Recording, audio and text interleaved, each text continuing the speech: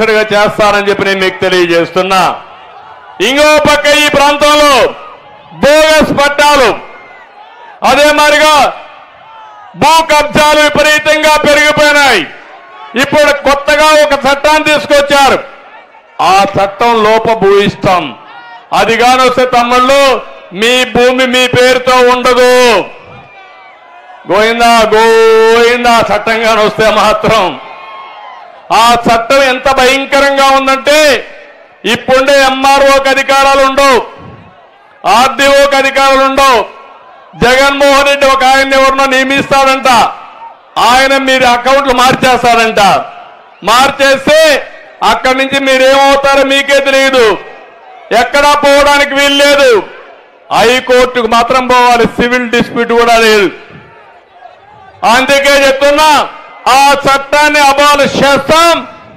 సమర్థవంతంగా మీ భూములు కాపాడే బాధ్యత ఇక్కడ జరిగిన ల్యాండ్ గ్రాబింగ్ మీద, భూ ఆక్రమణల పైన ఒక సిట్ వేసి ఎవడు తప్పు చేసినా వాళ్ళందరినీ శిక్షించి ఆ భూములు మీకు అప్పచెప్పే బాధ్యత తెలుగుదేశం పార్టీ తీసుకుంటాం. ఇంకో పక్కన కందుకూరులో హార్టికల్చర్ కాలేజీ పెట్టాం, 200 ఎకరాల భూమి ఇచ్చాం. ఆ రోజు ఏషియా పేపర్ మిల్స్ కూడా ఇక్కడ పెట్టడానికి వచ్చారు, అవన్నీ పోయినాయి. ఇవన్నీ కూడా పూర్తి చేస్తాం.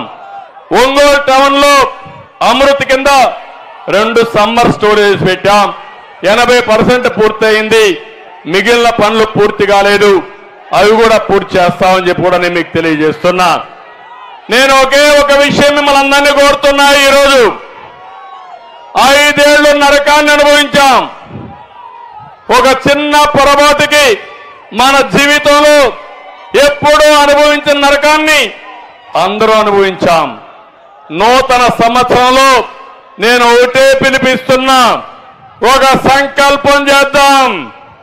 ఈ నూతన సంవత్సరం అందరికీ వెలుగివ్వాలని మనస్ఫూర్తిగా ఆకాంక్షిస్తున్నా. ఆ వెలుగు తేవడానికి మనం అందరం ముందుకు పోవాలి. నేను 2024 నుంచి తెలుగు జాతికి స్వర్ణ యుగం రావాలి. ఆ స్వర్ణ యుగానికి శ్రీకారం చుట్టే సంవత్సరం 2024. ఈ స్వర్ణ యుగంలో ఎవరికి ఏ ఇబ్బంది లేకుండా మనం అన్ని సమస్యలు పరిష్కారం చేసుకొని ముందుకు పోదాం. అయితే స్వర్ణ యుగం రావాలంటే రాతి యుగం పోవాలి, సైకో పాలన పోవాలి, సైకిల్ పాలన రావాలి. అవునా కాదా అని మిమ్మల్ని అడుగుతున్నా. ఎవ్వరూ అధైర్యపడవలసిన అవసరం లేదు. 25 ఏళ్లకు మునుపు నేను ఆలోచించిన విధానం వల్ల అనేక విధాలుగా మన వాళ్ళు బాగుపడ్డారు. తెలుగుదేశం పార్టీ మీకు అండగా ఉంటాం.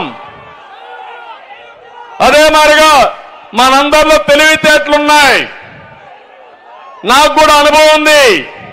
ఇవన్నీ ఉపయోగించి మీరు ఒక్క అడుగు ముందుకేయండి, నేను 100 అడుగులు మిమ్మల్ని నడిపించే బాధ్యత తీసుకుంటాను. నేను ఒక అడుగు ఏమంటే లేదు మేము ఇక్కడే కూర్చుంటామంటే కుదరదు. అందరిని లాక్కపోవాలంటే లాక్కపోలేము. అవునా కాదా? చేస్తారా అని మిమ్మల్ని అడుగుతున్నా, సహకరిస్తారా అని మిమ్మల్ని అడుగుతున్నా, వాస్తవ పరిస్థితులు ఆలోచిస్తారా అని మిమ్మల్ని అడుగుతున్నా. మభ్య పెడతారు. ఎంత మభ్య పెడతారంటే వివేకానంద రెడ్డి హత్య మీరు చూశారు. అందరూ కూడా చంపేసి ఆ రోజు ఏం మాట్లాడారు? గుండెపోటుతో చనిపోయారన్నారు. ఆ తర్వాత నెత్తురుతో వస్తే నెత్తురు కక్కి చనిపోయారన్నారు.